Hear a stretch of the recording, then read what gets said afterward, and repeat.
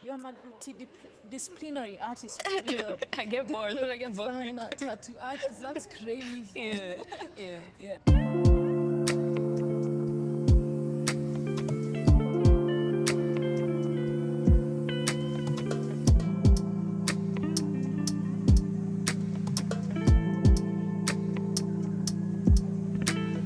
But yeah, sure. Some people sometimes just ask like, "Are you still an artist?" I'm like, "Of course." Like when you guys don't see me outside, like I'm at the studio, and when I'm there, like I'm locked in. I can spend the whole month. I don't even see like I don't get to see people like that. Yeah. So I started feeling like a bit distant from my art for a bit this year. At some point this year, because DJing was like demanding. Because like when I'm at the studio, I want to be there. Yeah. No distractions. Once I step out, it's hard to come back because I always have to like perform my ritual where I get comfortable, get used to the space again. So when I go to DJ, it gets distracting sometimes. But I found ways to balance it. Once I'm at the studio, I'm not taking bookings. Yeah, once I'm taking bookings, I'm not at the studio. Yeah. And it's important to find that balance, to be honest, because I feel like, and that's the thing, how people will ask you if you're still an artist. An artist is everything. An artist isn't just someone who sits down to eat. And then artists can be fired. So even you being a DJ, you're still an artist, a tattoo artist.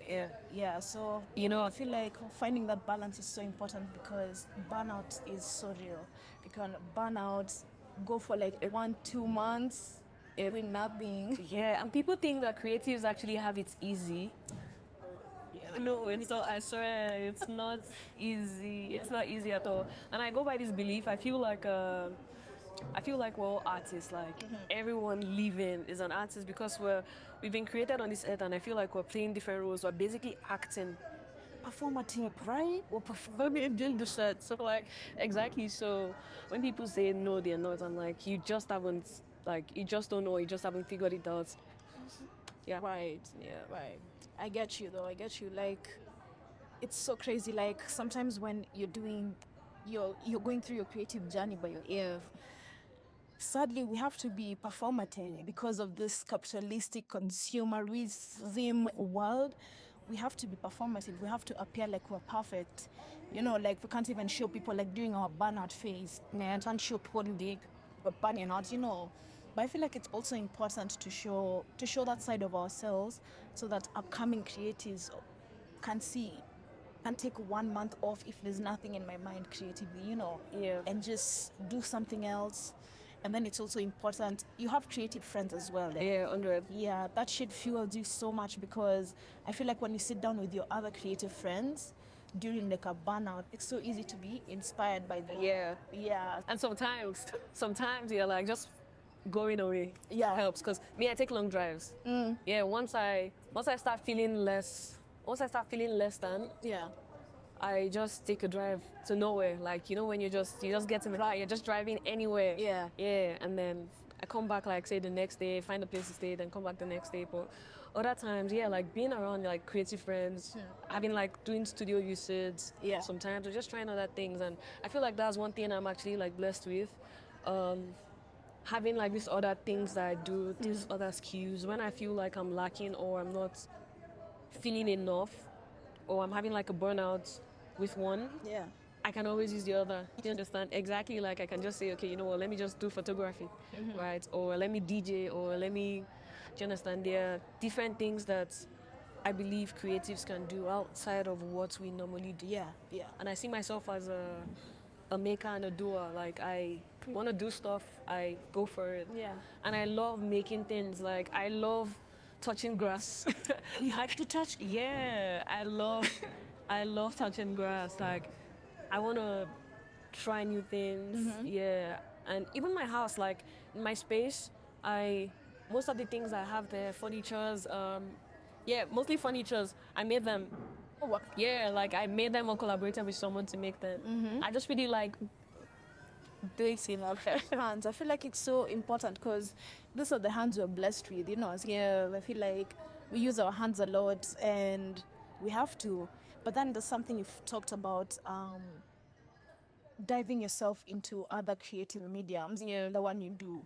I feel like that's so important, Yeah. because yeah, you get to see what other artists do. Like, it can be as simple as going to like a gallery and just seeing what other artists are doing. Yeah.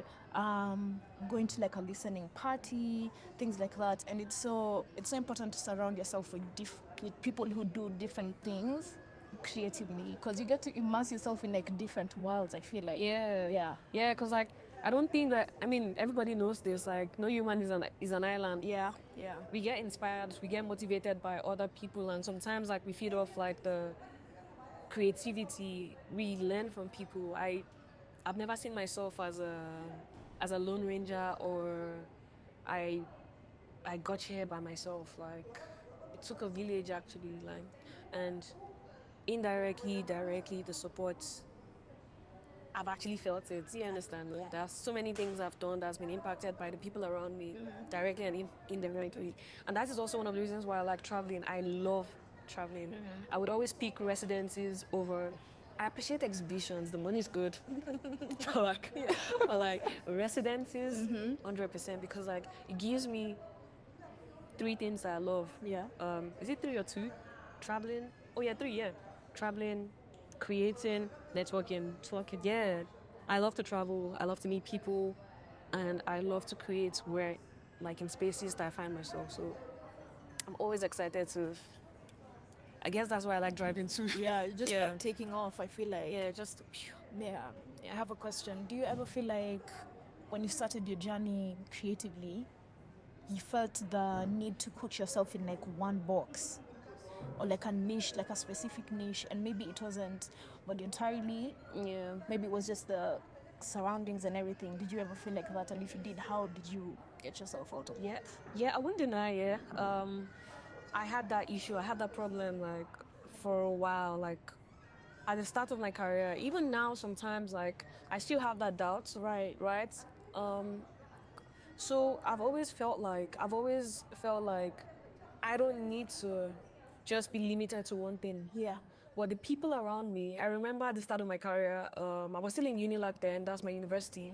There was there used to be an artist community then, and people used to just say that if you want to go into arts, if you want to stand out, you have to be special, you have to have a discourse. Yeah, a discourse. You need to find your voice, and then I feel like, but the way in which they were saying it then seemed a bit unfair to people still figuring themselves out. You know, you have to like try this, and then figure out what you want. Yeah. But I found it very hard for myself, right? Because I never felt like a true artist. Because Shit. yeah, there was this true artist, yeah, and I'm like, oh, maybe I'm a fake artist then. Maybe I'm not true to myself.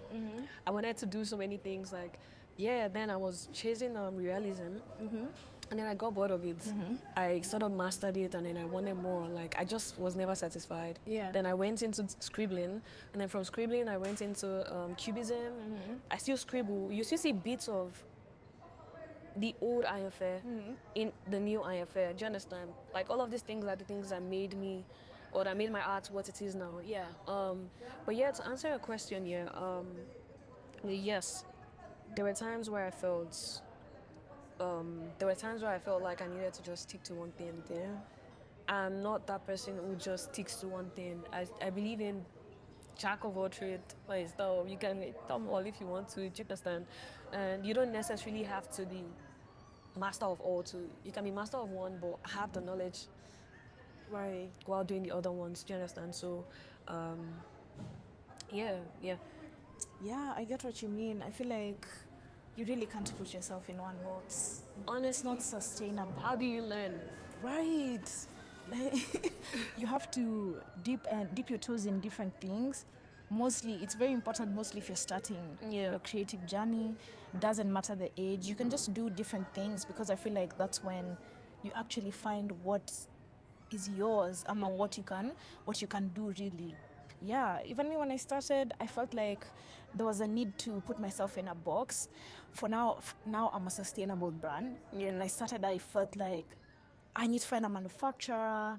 I need to find someone to do this, and this for me. You know, like create things from scratch. Yeah. But at that point, that wasn't resonating with me at all. So I was like, okay, let me regroup. Let me see how I can make myself happy, because at the end of the day I need to make myself happy before anyone else. So yeah, then that's when I started doing more research on sustainability, and yeah, that's when it clicked. I was like, this is my thing, and I'm gonna make sure I do it and it sticks. Yeah. And here we are today, thank God. Honestly, big ups to you. I swear it's easy. Honestly, it's not easy because, like, and I also go by the belief that yes, like there should be division of labor. Do you understand? But it's okay to still have an idea of what you have to do to get things done, right? For example, like being a DJ doesn't necessarily mean that I always have to DJ, right? If I need someone else to come do that work, that's fine. Yeah. Also, being a photographer doesn't necessarily mean that I have to document it. I have the idea, I have the knowledge, and I've sort of like made my name in it, at least to an extent. Do you understand? But like, if I need to collaborate with other people, I can always bring other people on board. Owning a brand, WWYD, doesn't necessarily mean that I always have to shoot it, or I always have to create the graphic design, or whenever we have parties, I have to DJ. No, people can come on board. Or like, yeah, but I can do other things too. Do you understand? Like, if people need me to do these things, I can do it. And if people won't do it for me, I would do it. Shit. Yeah, exactly. Yeah. And that's also another thing I'm always saying. Divide your work, let everyone eat. Don't do everything by yourself. You know, it's actually so hard trying to do things by yourself. Yeah, so, and as much as we want to be multidisciplinary artists, let other people eat. And that's also, like you said, collaborating. That's one thing I feel like in Nairobi, let me speak for myself, it was something we kind of struggled with, because people love gatekeeping. Or maybe I'd say it like people feel threatened at some point when they see someone doing the same thing as them, when they see someone in the same room as them. Mostly older people feel threatened with the younger generation coming into those spaces, and they're like, what are you doing here? They feel threatened, so they don't want to give people opportunities. And I'm like, that's insane. That's such a lacking mindset, you know, because everyone's creative journey is different. You're a DJ. If I want to be a DJ, I come ask you what you like for advice. You do Afro house, maybe I want to do comb. You see, it's different. Like, so I feel like people get so threatened and end up not giving people chances, which is so bad. And that's something I'm observing, and I'm taking it for I want to take it onto myself to give people chances whenever I can give out chances. Yeah, definitely. Yeah, because as much as they want to be in the creative journey as me, even me, I asked people for chances and they give me, so why shouldn't I be selfish? Yeah. Honestly, like, I feel like that gatekeeping thing is not just happening here. I feel like it's everywhere. Yeah. I would speak about Lagos too as well. Like, I wouldn't say that the collaborative spirit is 100. I feel like people are getting more collaborative now. But before, gatekeeping, was crazy, and I never believed that two people doing the same thing. I never believed two people can actually do the exact same thing, unless you're a photocopy machine. Understand? Yeah, but like still, like, there is soul, and then there is no soul. Yeah. If you're copying someone's work, you've not put soul into it. You probably put soul into the copying, but not soul into the work. Like, say I pick inspiration from a particular meal. I want to paint rice and stew. The work, the ideation process, everything, like the story, the idea behind it, I felt it. Yeah. So if you want to copy what I have done, you have to most likely feel it. So even if you copy even if you copy it visually, you can never copy like the feeling. Do you understand? I was invested in it. So like, no two works can actually be a ham. So when people tell me that, or when people try to gatekeep, I'm like, are you scared of something? Like, what are you scared of? Calm down. I'm not here to steal your markets. And if you're scared of that, then it means that you don't believe in yourself, right? Do you understand? So that's not it. And I feel like people, it's it's the only thing I probably would gatekeep though is music. Yeah, music and my favorite sports. Of course. But like when it comes to things that would help other people, I don't think it's fair to do that. Because someone poured into you, why not point on another person? Yeah, that's the thing. But Yeah. I don't like how people feel threatened and they're like, oh, this person is gonna come into this space and take what I've built. Nothing like that. If you believe in yourself, if you have faith in yourself, nothing should shake you. You know, not believe yourself inside closed doors. Don't ever show that shit to other people. Yeah, it makes you. Now it makes you a threat. Yeah. To be honest, yeah. And I won't deny, let's be real here. Mm-hmm. There's some times when we get we have access to some opportunities, we have access to some things. And there are some times, because we're human and we make mistakes, yeah. I wouldn't say that I'm a saint. There are some times when I'm like, damn, should I keep this thing? But then my spirit will not let me. Like, before I know it, I've already said it. Yeah, exactly. So, I want to speak as a human being, so I don't want to act like I'm a saint.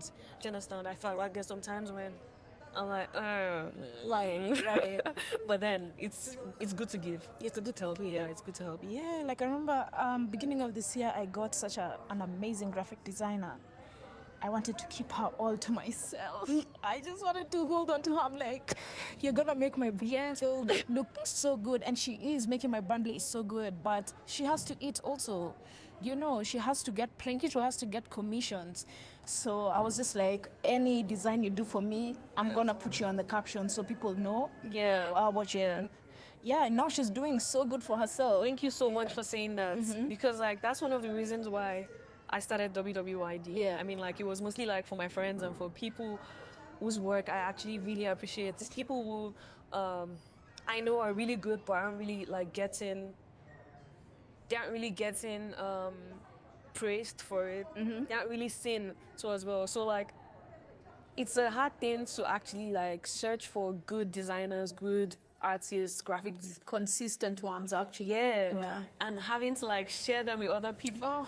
Do you understand? But it's like, yo, but yeah, for me, like, why I even started the brand is because of people like that, right? People who need that space, we need the exposure to as well. So Yeah. what we do here is we create pieces with like artists, and then we put it out there as a collaboration with these artists. Right. So the names are there. Like, if you want to use this person, use this person. Do you understand? They would never create the same thing. Do you understand? So like, that's our own way of putting people on, like putting artists on. We had a collection even with Yadi. She's a known artist in Nigeria. And it was called, the whole collection was called What Would Yadi Do? Like, her name is right there. Yeah, exactly. So Yeah. it's good to help. It's good to help. And it's a two-way thing. While adding to me, I'm adding to you. Yeah. It works either way. Brings back, honestly. But yeah, I feel like also another thing I've been struggling with here is, lack of a better name, is copycats. Oh, yeah. Yeah. That shit pains me every day. Yeah. I go online, I see people doing the same shit I do. I'm like, I guess I'm cool like that. But Anyways to go about. it's still painful to see people doing the same shit that I do. I don't even know how to deal with that still today. I'm still salty, very, very salty when I see people do that. Yeah. I have one advice for you. Just sip your tea and calm down, because I don't know. I feel like I don't want to swear, but I don't think it's ever going to stop. Yeah. Because like, as long as you keep doing cool stuff, people will always be inspired and deny that you're not inspired by putting out the work and claiming it. Yeah. But then what if you correct one person today, somebody else will still do it? Yeah. It's happening in China. Oh, crazy. When there's a whole country, I mean, I wouldn't say the whole country actually like recreates things. Yeah. But they remake things over there. Yeah. I produce in China too sometimes, but sometimes I'm even scared that I hope my products don't get Right. yeah. You know, but then like in the creative community, I can understand how like what you mean about like the old copycat thing, right? It's sad, it hurts. Yeah. There was this time, not just once, not twice, not 3 times. Shit. But I'll tell you one story. There was this day on I think how many years ago? About 6 years ago, someone called him. But like, Ayanfe, are you the one receiving what's it called, crowdfunding for your art pieces on Twitter? I'm like, huh? No. This person created a new page on Twitter, a new username, and then was taking pictures from my Instagram, my artworks, posting them online, and then writing the craziest stories as the captions, and then asking, saying, oh yeah, like they need a particular amount of money to buy an iPad, da da da da da da. They had collected, they received full fund for it, and then the next one again, they said they needed to get to an exhibition, da da da. We were funding. It was crazy because people were seeing my work, Right. and then, but people wouldn't know that was my work. Were helping this person, Yeah. thinking it was their work. Yeah. Right, but once who knew my work came to tell me about it, it hurt. But like, and I told the person, like, I sent DMs, I retweeted it, asking people to like block the account and everything, and then the person deactivated the account. But guess what? Like the following month or like a few months after, somebody else copied my work. Damn. Yeah, and this thing happens all the time, at least once a year. Yeah. Once a year, you would see something, or you stop and stop and stop, and that person will still do it. Yeah. It's out of our control. Yeah, exactly. Like the ones you can stop, you stop. Mm-hmm. There was even one I was going to use. I saw my artwork on like a website. They were selling like, you didn't take permission from me, and you're selling prints of my work on a website. No. Yeah, No way. lawsuit straight. Oh. Yeah, lawsuit. Yeah, straight. Yeah. Yeah, but yeah, it's so weird. It's so weird. But I guess it's inspiration, and I feel like it keeps me on my toes. Yeah. I'm like, yeah, if you copy this, I'm gonna find something else to do. Yeah. Trust and believe, I'm gonna find something else to do. You feel like you monetizing your creativity sometimes kills the vibe. That's a hard one. It is sweet. Like initially, and sometimes you're like, it doesn't feel sweet. Yeah. Yeah, I found myself in situations where like there are pieces I don't want to let go of, but I have to. Yeah. Yeah. I found myself in situations where I would show some pieces and I would be like, okay, you know what? Don't sell this work. Yeah. I want it back. I want it back home. And then when I'm ready to eventually sell it, Yeah. I would sell it. But it's never really an easy thing to do, to actually like let go of some pieces, and then equally the same, like in letting go too. There's some times when you're so excited, oh yeah, like I'm gonna sell this one. The person who gets it has to be lucky. Do you understand? Yeah. And then I feel like some of the works I do, and this goes around, like this goes down to like all the things I do, like DJing, photography, tattoo, and all that, and fashion design. I feel like these works aren't mine. Yeah. They're mine. They're created by me, but like they're made for someone. It's supposed to connect to someone. Do you understand? Like it's a gift.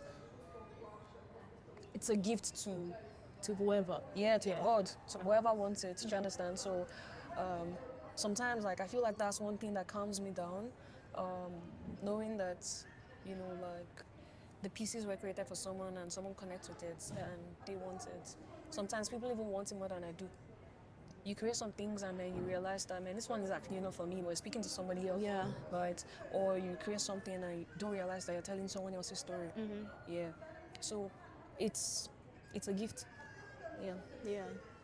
Which is a good way to see it, to be honest. That gives me, it calms me down, because I feel like sometimes, when I monetize my hobby, this was a hobby, to be honest, that I monetize, the pressure just got worse. Oh my God, it just became so demanding. Sometimes I feel like I'm losing my mind, and I feel like now it's important to just take a step back for yourself, because at the end of the day we're creating for ourselves, you know. So I feel like monetizing my art, monetizing my talent, in the beginning I used to be so mad at myself. I'm like, why did I do this? I would have done something else. But what's something else? You know, this is what I'm really good at now. If next year this is something I don't want to do and I find another hobby, I feel like I won't help but monetize my art again. Yeah. And believe in such a expensive economy, I can't help but to monetize my art and my talent. But yeah, I feel like sometimes it does kill the vibe for me. Sometimes it stops being fun. Yeah. It stops being something I enjoy to do, but I'm just doing it for keeping the lights on, you know. Yeah, but I feel like one month I really love is January. I love January so much because it's so slow to come. Yeah.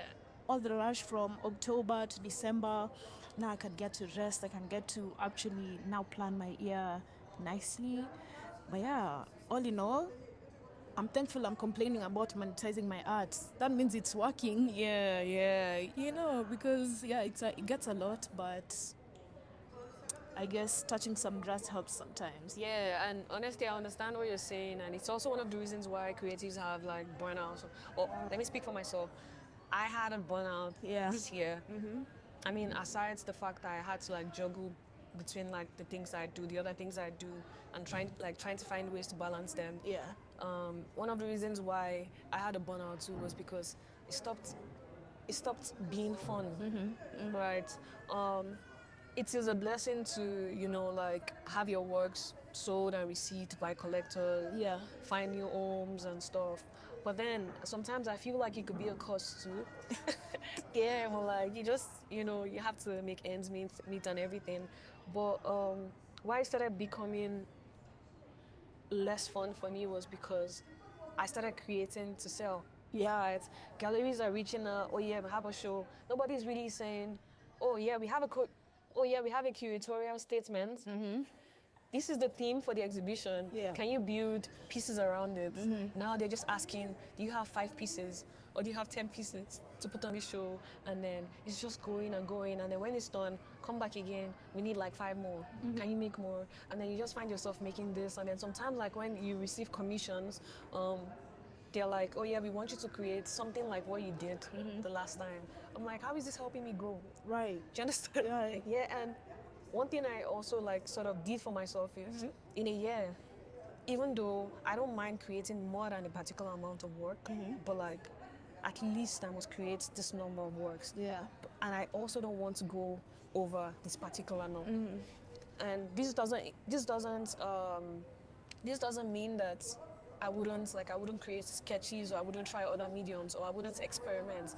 But when it comes to like putting out works for exhibitions and all that, seeing how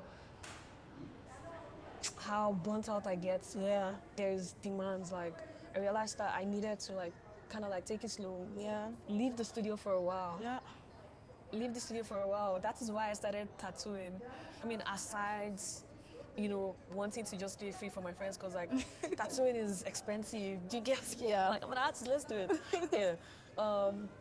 Yeah. That's why I started tattooing. That's why I started DJing too as well. Yeah. Right. Finding other means or other creative like outlets. Right. It just gets boring. It gets tiring, and when my work becomes less fun and it starts seeming repetitive, Yeah. it bothers me.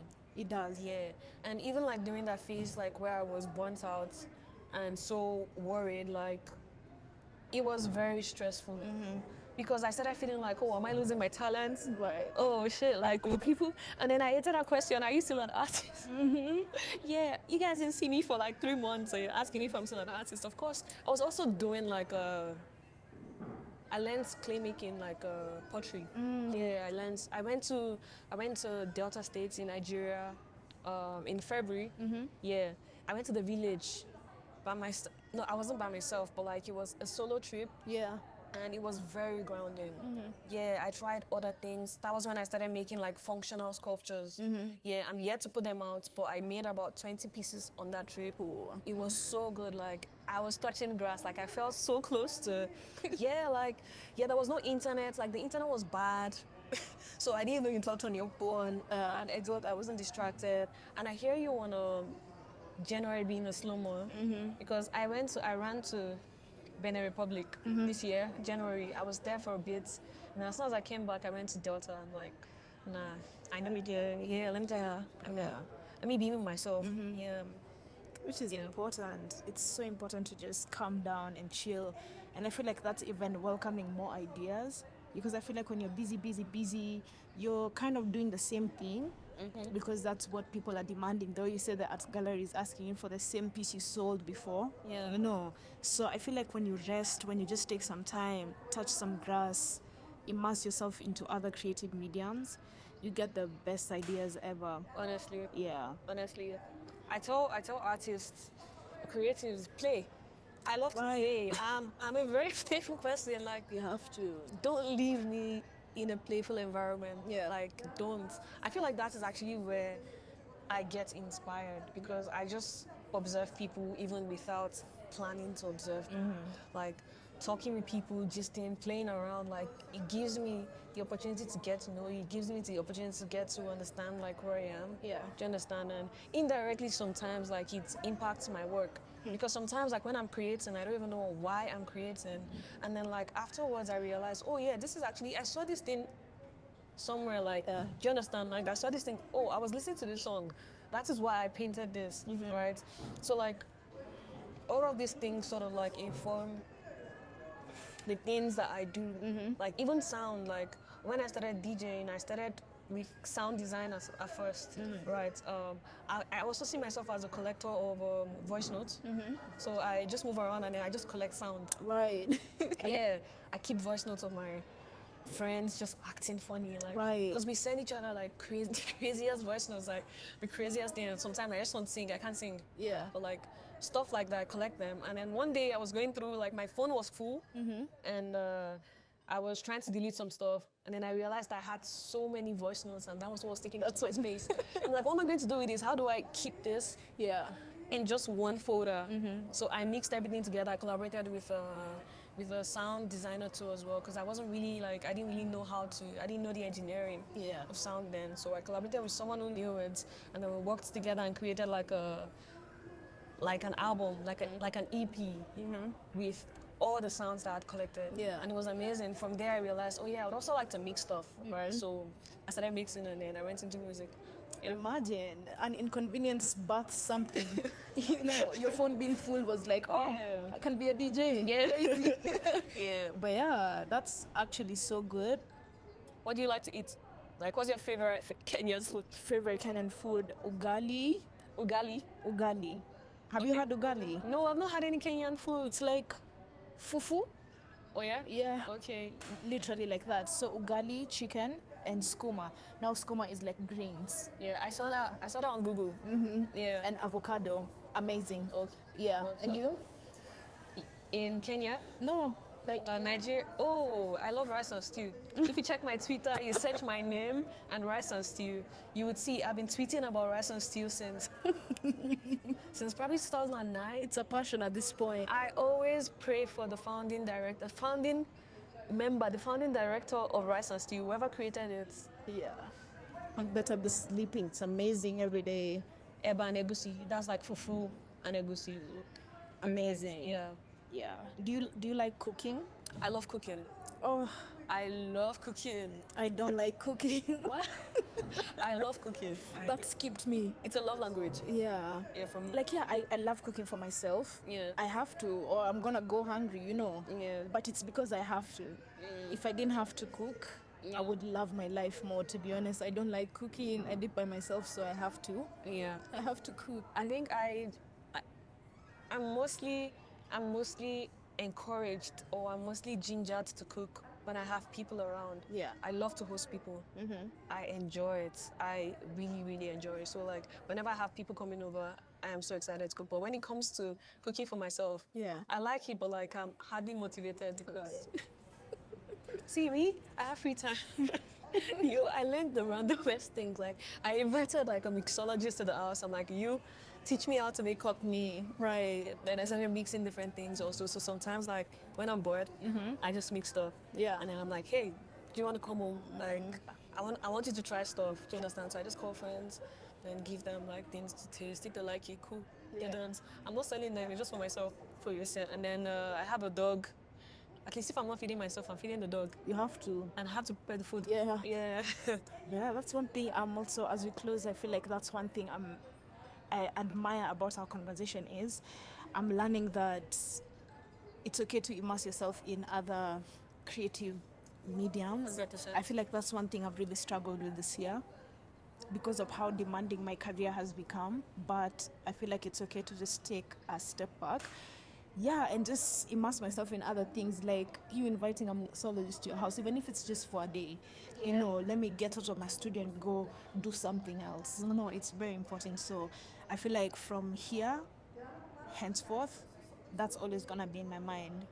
Do other things, do other things. You don't have to do what you're only doing right now. Yeah. Do other things. Yeah. Yeah, and I'm glad that you picked that. Thank you so much for letting me know that you actually sharing that. Yeah, and even if you're not making money out of you, like sometimes just to get the experience. Yeah. So please enjoy, try new things. Like go to the mountains, right? Go play golf. Just do anything. Like just do anything. We only have this life. Yeah. Yeah, we only have this life. You don't want to get to a particular age and look back and wish that I did this and this. Yeah. you look funny. Right. I'm definitely gonna do that. Yeah. I think I'm going to be one of those adults, those old people by the DJ booth when I grow up. Yeah. Yeah. But yeah, this was great. Amazing. It's so nice to have a conversation with you. So I've learned so much from you. I hope you have too. Yeah, 100%. Yeah, so I'm excited for assembly on Saturday. Yes. Me too. I'm so excited. That's so cool. Wana is doing an amazing job. Wana is like legendary for real. So yeah, I'm excited. I'm excited to see Adidas come to the country. That's insane to say. Yeah. You know? But yeah, I'm so excited for Saturday and Sunday. Yeah, I'm really looking forward to meeting people, to be honest, like network. I really want to meet people. I want to see how, to me, I don't think it's even about selling the pieces. Right. Yeah, I brought pieces from the brand, but like, for me, it's more about seeing the people who appreciate it, people who don't, still fine, but like, seeing how people, connect with the pieces. Yeah. Get to meet people in real life, not on social media. Get to try food, get to, drink with friends, drink with friends to be. Yeah. Just stand up. Yeah. And just see what our community is like here too. Yeah. And then maybe another time we'll come back again for other pop-ups. Yeah. I think it's actually amazing what Wana is doing with that SMU, and it's cool because like she's also giving like brands like myself. This is going to be our first time having a pop-up in Africa. Yeah, we've only just done like pop-ups outside of Africa. Yeah. So like this is actually like an opportunity for us to, like engage with other people, with other people. So I'm really proud and excited. Looking forward to Saturday and Sunday. Looking forward to also sharing knowledge. Yeah. And receiving knowledge. Period.